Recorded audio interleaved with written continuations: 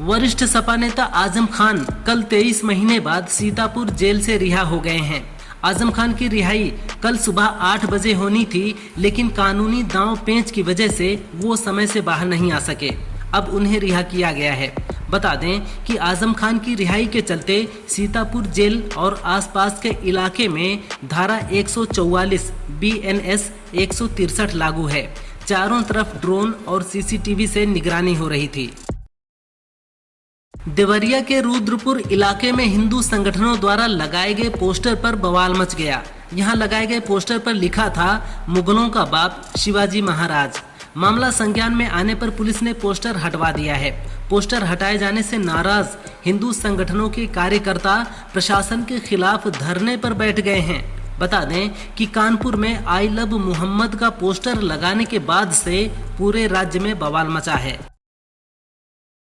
पाकिस्तान के खैबर पख्तूनख्वा की तिराह घाटी में पाक सेना के हमले में 30 लोगों की मौत से जनता में आक्रोश है।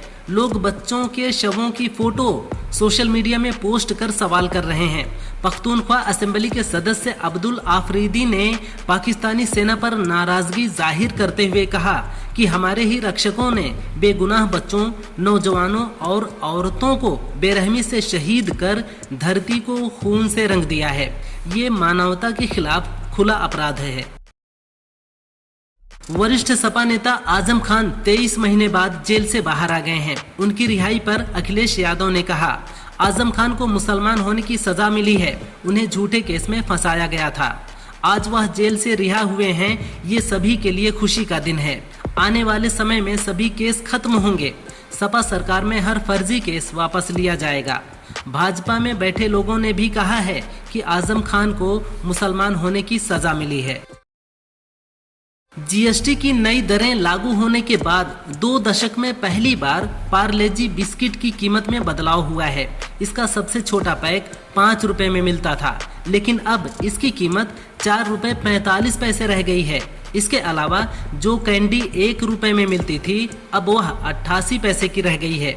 इसी तरह 2 रुपए का शैम्पू पाउच अब 1 रुपए 77 पैसे में मिल रहा है। अब समस्या ये है कि इस तरह से कैसे पेमेंट किया जाएगा। सोशल मीडिया पर इस पर खूब बहस हो रही है। अफगानिस्तान में शरिया कानून लागू है। ऐसे में सार्वजनिक तौर पर कोड़े मारने की सजा में इजाफा हुआ है।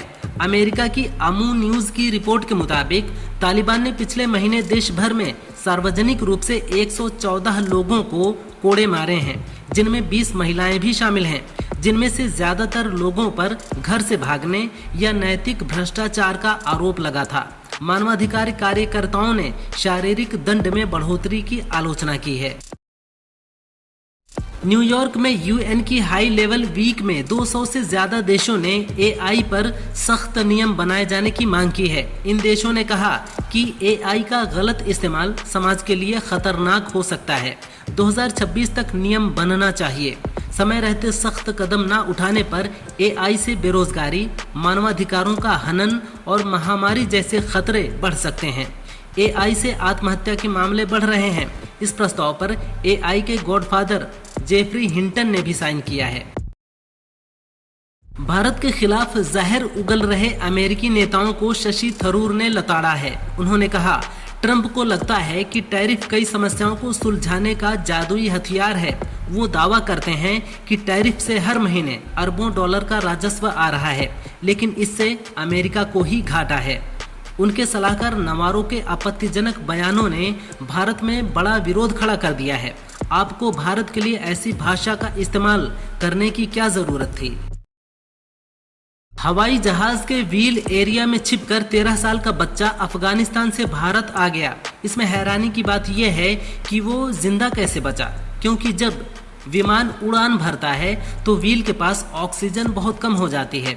ऐसे में 30,000 फीट की ऊंचाई पर सांस लेना और जिंदा रहना लगभग इम्पॉसिबल है। इसके अलावा व्यक्ति पहिए की चपेट में आकर जान भी गंवा सकता है। वहीं तापमान बढ़ने या घटने से बॉडी के जलने या जमने से इंसान की मौत हो सकती है।